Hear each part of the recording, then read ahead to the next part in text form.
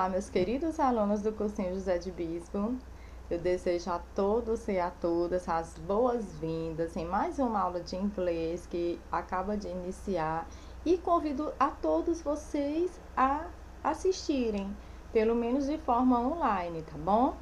Mas, gente, qualquer dúvida que vocês tiverem com relação ao conteúdo, vocês podem estar dando um toque aqui, tá? Me chamando, que eu vou ter prazer imenso em ajudá-los, tá bom? Então, para quem esqueceu, my name is Ceissa, né? Ceissa Borges. Eu sou a professora de inglês de vocês aqui do cursinho. Bom, então, vamos começar a nossa aula. Let's go, venham comigo. Gente, hoje eu trouxe conteúdo novo, tá? Pra gente estar aprendendo ou relembrando, cara, caso alguém, né, já tenha esquecido esse conteúdo, tá? É um conteúdo, galerinha, que eu já vi cair muitas vezes em provas de Enem, tá? Em concursos públicos e etc, né? Que é o verbo there be. Aquele verbo conhecido nosso do português como haver, ter, existir, tá?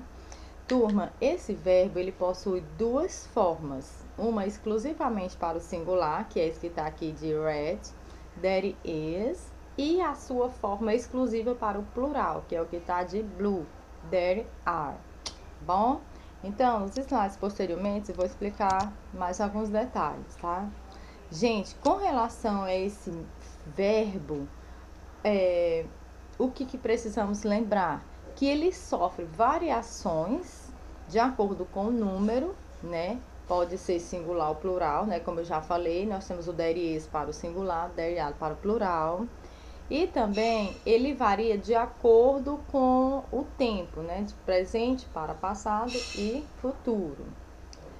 E também, gente, é importante lembrar que esse verbo to there be, ele é constituído por there, né, a partícula there, com mais o verbo to be, né? O verbo to be. Nós temos esse verbo aqui, o there be, o uso dele pode ser tanto no tempo presente, nós vamos ver ele também no passado e também vamos vê-lo no tempo futuro.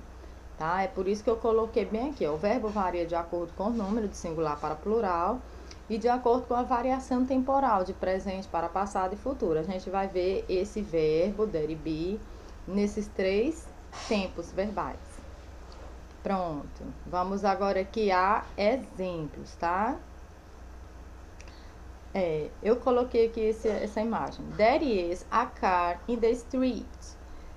There is a car in the street. Aqui eu tenho uma frase no tempo presente. Por que eu sei que é presente? There is. Singular afirmativo, né? There is a car in the street. Eu estou falando que há um carro, ou existe um carro na rua. Outro exemplo. There is someone waiting for you. Alguém esperando por você. Né? Mais uma vez aqui eu tenho uma frase no singular na forma afirmativa, né? No tempo presente. Eu estou afirmando que há ou existem, tem, né? Alguém esperando por você. There is, né? Como eu já falei, o esse aqui é o verbo to be, indicador de singular, também presente, no mesmo tempo presente. Aproveitando aqui, vamos falar outra frase, claro, com o plural. There are two books in my bag. There are two books in my bag. Tem 2 livros na minha bolsa. Já mudei aqui a estrutura, né? Como eu estou falando de plural, eu vou fazer a troca de quem? Do verbo to be, is por are. Não é isso? Nessa outra frase aqui. There are some dogs in the garden. There are some dogs in the garden. Há alguns cachorros, ou tem alguns cachorros no jardim. Aqui, mais uma vez, eu até coloquei em destaque, né? Para o verbo to be, tá na sua forma do plural. Pronto. Agora falaremos sobre ele na forma negativa, né? Que é muito simples. Gente, para nós negarmos, só precisamos de 3 letrinhas, muito conhecida no inglês, não é mesmo? Que é o not. Isso, ele vai ficar, essa palavra not, essa partícula negativadora, ela vai vir sempre após o verbo to be, tá bom? Então, eu trouxe uma frase aqui no singular negativo, inclusive a mesma frase anterior, né? Só que agora na negativa, ó. There is not a car in the street. Não há um carro na rua, né? O foi que houve? Apenas o acréscimo de not depois do verbo to be. Essa outra frase. There is someone waiting for you. Não há alguém esperando por você, tá? Da mesma forma, eu só adicionei not depois do verbo to be. Professora, e no plural negativo? Vai ter diferença? Não, a diferença é na troca do verbo to be, né? Se eu estou falando plural, então vou usar o are. Mas a estrutura segue a mesma, tá? Você vai adicionar not após o verbo to be. There are not 2 books in my bag. Esse é outro exemplo. There are not some dogs in the garden. Não há ou não tem alguns cachorros no jardim. Entenderam, pessoal? Muito simplista mesmo, né? Nós só adicionamos not após o verbo to be, seja ele singular, seja ele plural. Bem, agora vamos falar desse verbo na forma interrogativa, que também, gente, não é difícil, é muito fácil, né? O que é que acontece? Na forma interrogativa, nós fazemos a troca do verbo to be com o verbo there be. Ou seja, o verbo to be vai vir para o começo da frase e, posteriormente, o verbo there be vai entrar em ação, né? E no final, sempre vai ter, se eu estou falando de forma interrogativa, tem que ter o question mark. Vamos ver aqui uma frase na interrogativa no singular. Is there a car in the street? Né? Aproveitando ainda aquele mesmo exemplo. Oh, I'm sorry. Is there a car in the street? Foi que houve. Eu adicionei o verbo to be, eu trouxe o verbo to be para o começo da frase. Is there a car in the street? Nesse outro exemplo, is there someone waiting for you? O verbo to be, só mudei aqui, ó, o verbo to be com there, tá? Aí a frase continua normal, no final, o pontinho de interrogação, question marks. E o plural, teacher, do mesmo jeito, você só faz a troca. Are there 2 books in my bag? Are there some dogs in the garden? Tá? A gente só faz, como eu já falei, a troca aqui do verbo to be com there. Aí, gente, eu trouxe aqui as formas abreviadas, né? Que é muito usadas no inglês, as formas abreviadas. Ó, o there is vai ficar there's. O there is not, né? Que a gente acabou de ver, vai ficar there isn't. O there are not vai ficar there aren't, tá bom? Então, quando vocês verem esse apóstrofo com S, né? Significa que está abreviada, contraída, tá bom? Então, gente, agora eu trouxe um quadro resumo aqui do que a gente acabou de ver. Ó, na forma afirmativa eu tenho there is ou there are, né? Assim.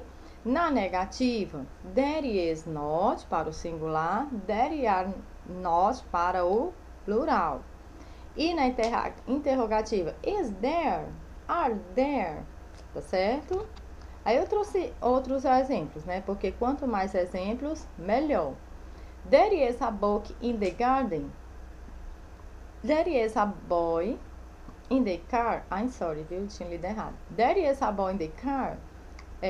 Para me negar, para me dizer que não há um garoto no carro. There is not, né? Depois do verbo to be, not a boy in the car. Interrogando, is there a boy in the car? Outra frase agora usando o verbo there be, só que no plural. There are 10 books on the table, né? Afirmei. Para me negar, there are not 10 books on the table. E para me interrogar, como é que vai ficar? Are there 10 books on the table? Ok, gente? Vamos passar aqui para o próximo slide. Pronto. Até aqui vimos o verbo dere be no presente. Agora vamos falar desse mesmo verbo, só que no passado, né? É muito simples, turminha. A diferença é que nós vamos fazer a troca de quem? Do verbo to be, né? O verbo to be, is e are, eles estão no presente. E qual o passado do verbo to be? Para is nós usa was e para are were. Simples assim, tá? O verbo to be is, o passado do verbo to be is é was. E o passado do verbo to be no plural are vai ficar were. Só isso. As regras aqui, a estrutura, eles vão seguir a mesma do presente. Quer ver? Vamos conferir aqui comigo. Na forma afirmativa. Ó, there was a book on the table. Tô dizendo que havia, né? Havia um livro, né, em cima da mesa. There were two dogs in that house. Havia dois cachorros naquela casa. O que foi que houve aqui?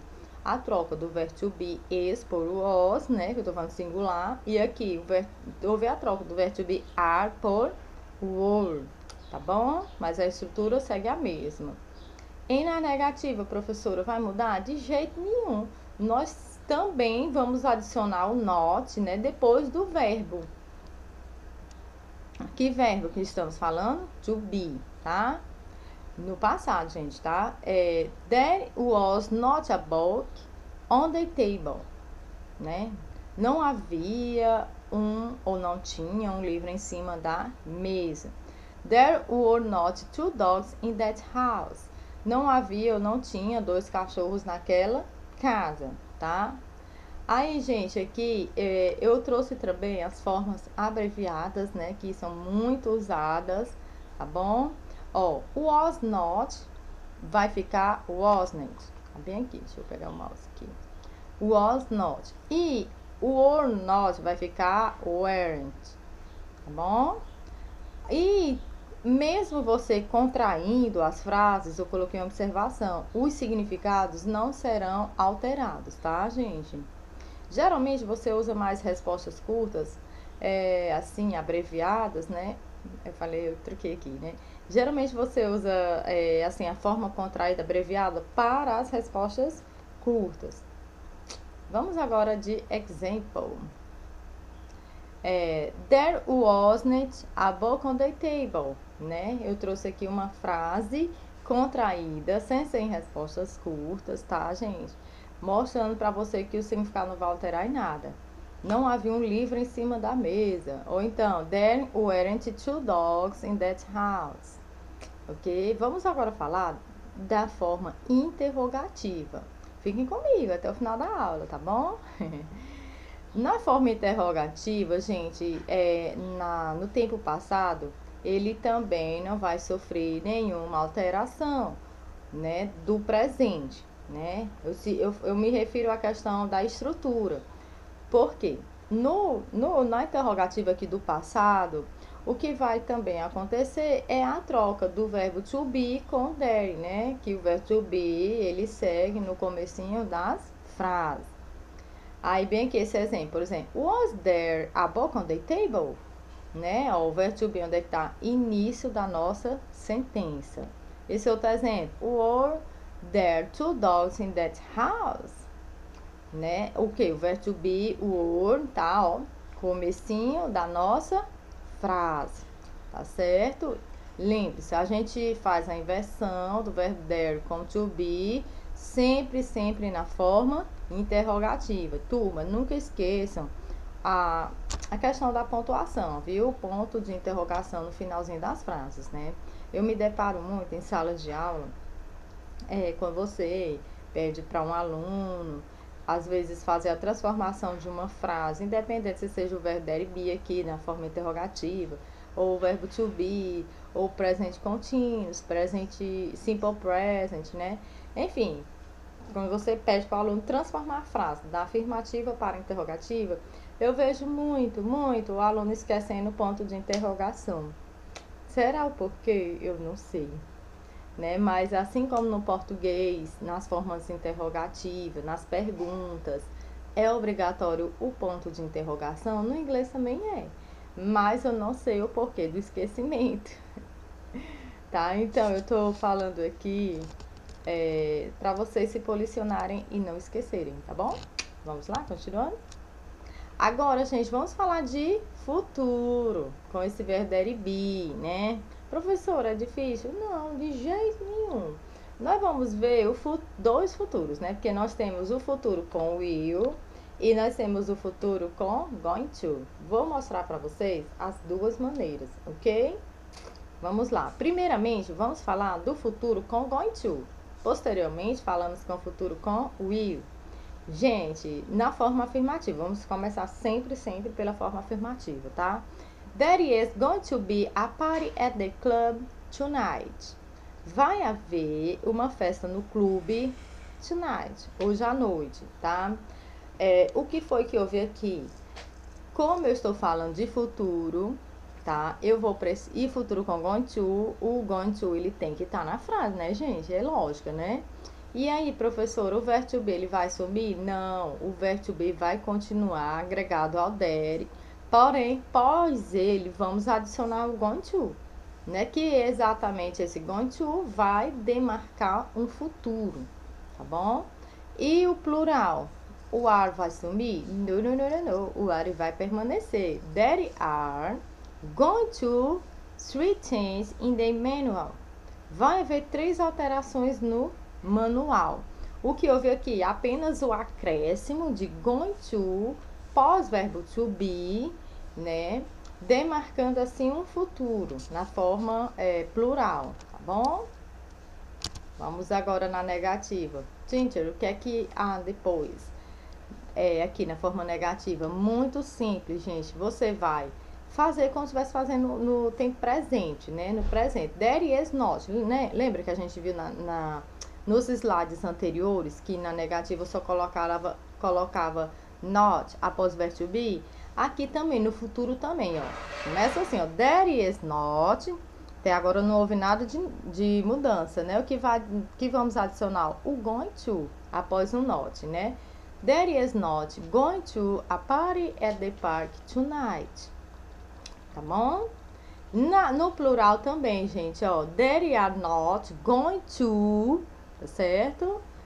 E assim continua a frase, tá bom? Lembre-se, no futuro, na negativa, eu só adiciono not, né? There are not e depois o going to, que vai indicar o tempo futuro, tá bom? Vamos ver aqui na forma interrogativa. Foi que houve de diferente.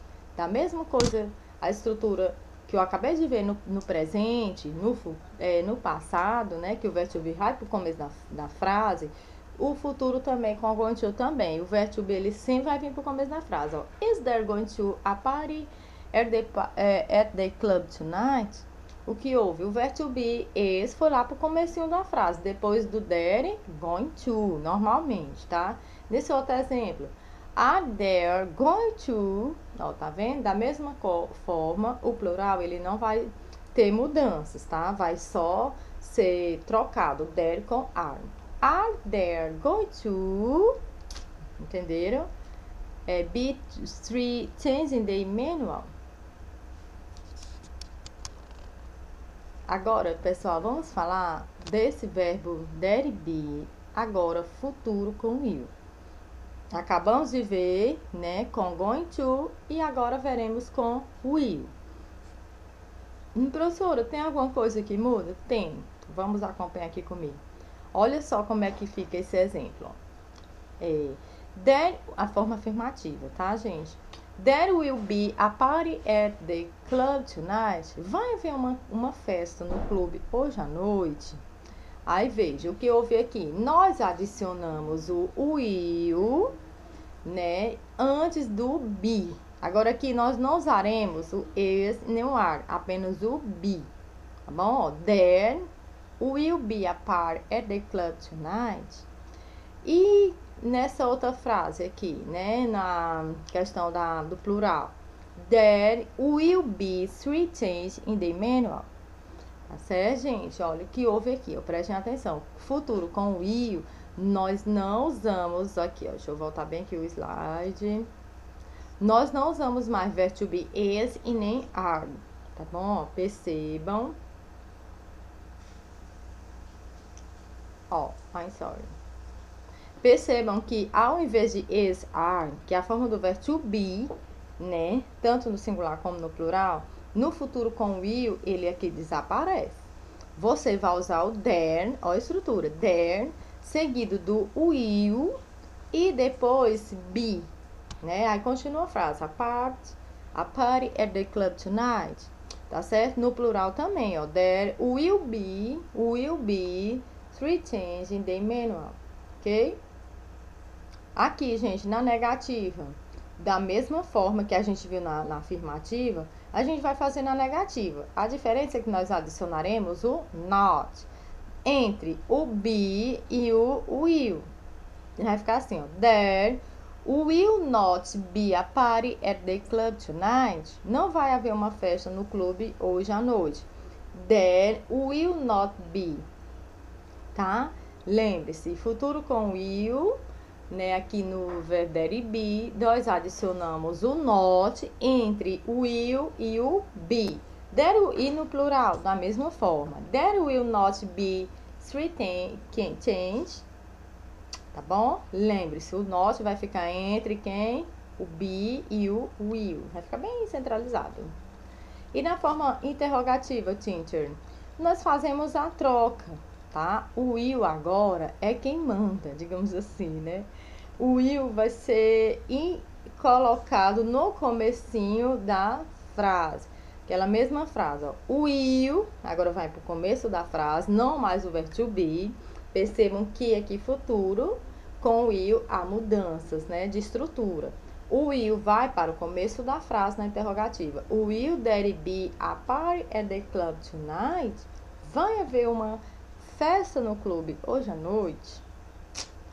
E na forma, no plural, como é que vai ficar? Da mesma forma, a estrutura não muda para o singular e para o plural, tá? Tô falando de questão de estrutura, tá bom? Will there be three things? Ok? O que houve aqui? O will foi adicionado no comecinho da frase, seguido do there be, as three, né? E em continuação, frasal, tá bom? Turminha, opa, I'm sorry. O que é que eu quero que vocês façam? Voltem o vídeo, assistam, copiem no caderno, tá bom? E qualquer dúvida estou à disposição. Nas aulas posteriores, eu até trouxe aqui, né, no próximo slide, tem um exercise. Eu vou estar disponibilizando a vocês um exercício para a gente estar praticando, não é mesmo? Porque inglês é assim, vocês sabem, aprende-se através de repetições, práticas diárias. Tá bom, pessoal? Espero ter ajudado vocês nessa aula. See you later. Nice to meet you. Prazer, né? Conhecer vocês. Ai, meu Deus, pelo menos assim de forma remota, né? Já vi algumas fotos de vocês. E obrigada por ficar até o final da nossa aula. E podem estar contando comigo, tá bom? E até a próxima aula, né, tio? Kiss, bye bye.